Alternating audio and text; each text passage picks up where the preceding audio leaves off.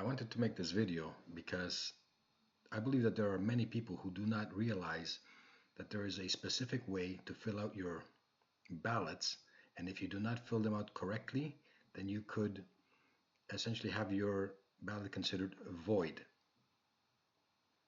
So the main rule is that when you fill out your ballot, when you mark it with an X or a check mark, that X or check mark must be completely within the white circle.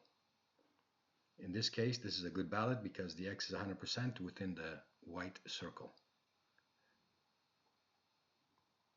Now in this case, because the X extends beyond the white circle, this, believe it or not, this could actually make this ballot invalid. This ballot could be, and most likely would be, considered void. Why? Because of this right there. This also would be considered a void ballot. Take a look at this one. In this case, it's clear that whoever filled out this ballot, that this person had the clear intent to vote for Joe Doe. However, because the X extends beyond the white circle, this will be considered a void ballot. Now, most people, I suspect, most people do not know that these rules exist. There were 19.2 million people that voted. If even only 25% don't know these rules, that would mean that around 4 to 5 million votes could be considered void. Now I want to show you this one specifically because this happened to me last night. Last night was April 28th, 2025. It was around between 8 and 8:30 I went to vote. I made this check mark, and then as I was walking back to the ballot box, I remember something that happened about 25 years ago during an election. CBC did a cover story on this. It was in one of the in a number of writings, there were accusations that many of the ballots that were specifically in favor of a specific particular political party, that their ballots were considered void because of things as simple as the check mark or the X extending beyond the white circle. And there were accusations that this was high bias against the one party, while the other party had the same defects, yet they were counted. So anyways, I walked back to the lady. There was a lady sitting at the desk. She was one of the staff members for the voting.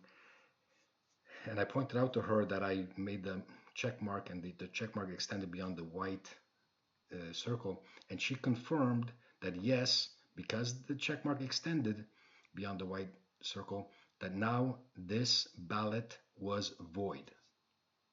Now this made no sense to me, but anyways, she ended up taking this ballot. She put it into a special envelope for, I guess, defective ballots. Surprisingly, my ballot was the only one in that envelope. So I'm guessing that nobody else was aware of the fact that if you do mark it out and outside of that line, that your ballot will be void. So anyway, she gave me a new ballot. I then went in, I marked off the X perfectly in the center, and then I put it into the ballot box. So anyways, this is going out to Pierre Poliev. As voters, you have a responsibility to us to answer the following 3 questions. Number 1, how many ballots in total were considered void for this election?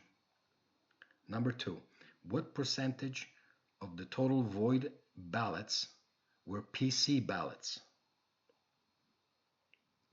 3, were PC ballots rejected while liberal ballots were counted despite having the same defect? So very simply, were PC ballots rejected while liberal ballots were counted despite having the same defect, meaning was there a bias in order to give favor to one party over another?